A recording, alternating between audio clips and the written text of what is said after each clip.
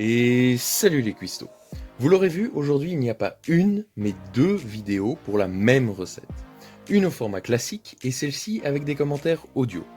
Mon idée serait de ne faire plus que des vidéos en audio sur YouTube et des vidéos courtes sur Instagram.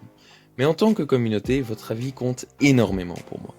En fonction du nombre de vues, d'abonnements, de likes, ainsi que vos commentaires sur les 4 ou 5 prochaines vidéos, on gardera définitivement le format qui vous plaît le plus.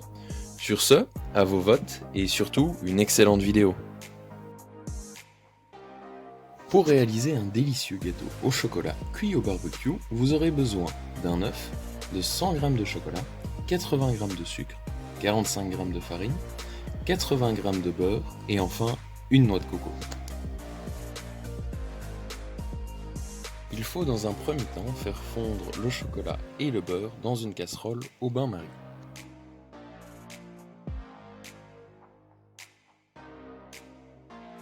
Ensuite, après avoir vidé la noix de coco de son lait, il faut la couper en deux et garder une moitié qui servira de récipient pour la cuisson au barbecue.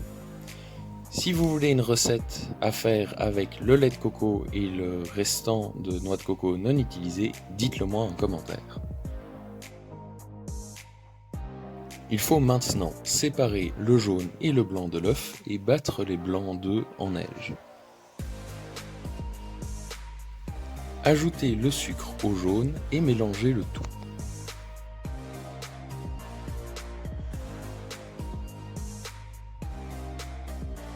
Rajoutez ensuite une demi-cuillère à café de levure chimique, puis la farine et enfin le beurre et le chocolat fondu avant de mélanger.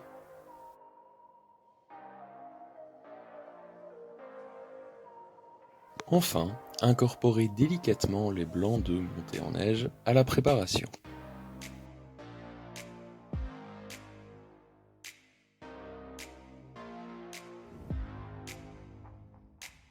Avant de verser la pâte dans la noix de coco, si l'ouverture de cette dernière n'est pas assez grande, vous pouvez l'élargir à l'aide d'une cuillère à café.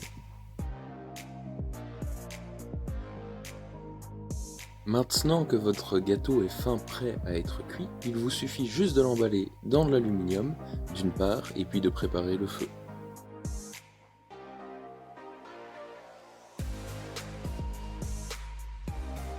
Pour démarrer facilement votre feu, mettez-y quelques boulettes de papier journal, du bois sec et enfin du charbon.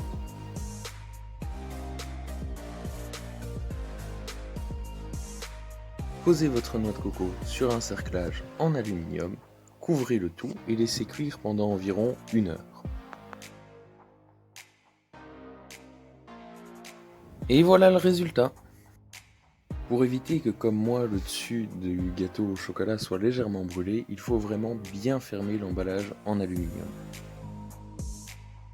Eh bien j'espère que cette vidéo t'aura plu, n'hésite pas à t'abonner si ce n'est déjà fait, à liker la vidéo, à lâcher un commentaire et à bientôt pour de nouvelles recettes.